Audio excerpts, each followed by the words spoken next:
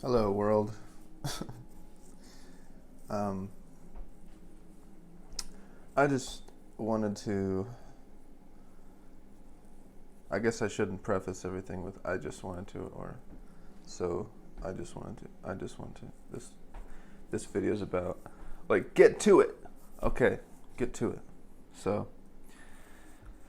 um, when narcissists destabilize who you are,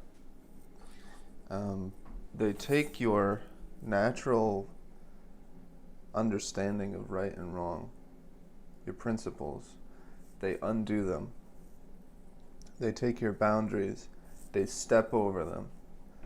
They replace your sense of who you are and your own ideas about right and wrong with their ideas. And their ideas revolve around their own self-interest. They have nothing to do with you. So they basically make you into their mind slave, um, you know. So one of the things that you should try to do is, and of course should is not a great word, but one of the things you can try to do is come up with a strategy for having a different reference point than the narcissist that you can return to. Some people find that when they go into meditation, that the space that they find in the silence of meditation can become like a reference point that they can continue to come back to. For some people, it's God. For some people, like me, it can sometimes be what they call the sage, which is the I Ching. But it doesn't matter what it is, only matters that you keep putting that reference point first before the narcissist and keep returning to it. And if you do this long enough, your own natural sense of who you are, it could be another person too. I mean, it could be a teacher, but it would have to be somebody that you really, really trusted.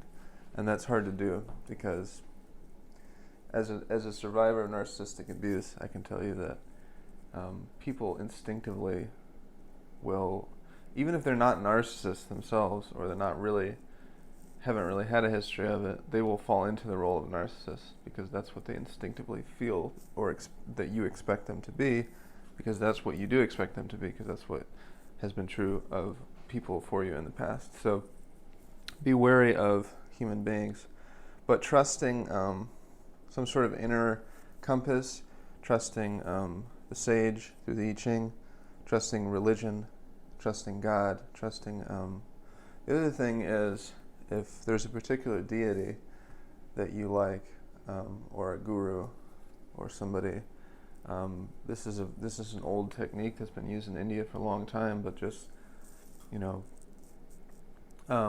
staring, like as a meditation, you stare at a picture of them, and you'll begin to absorb them, absorb their energy, absorb their qualities. And again, the goal of this is not to find another reference point that you can rely on. I mean, that is the goal, but ultimately, the more you keep returning to this reference point, the more your own natural balance, your own sense of morality, your own personality will start to come back after it's been dissolved by the narcissist. And then, of course, the other thing I talked about, which is the law of attraction, finding experiences that make you feel positively and keep returning to those to begin to change where your vibration is residing. Guided meditations, whatever. But the important thing is that the reference point is consistent and that you consistently return to it, because then you'll begin to have an objective perspective on what's been going on with you and the narcissist. It really has to be consistent. You have to keep coming back to it, and building a relationship with this other reference point so that you can begin to dissolve your relationship with the narcissist.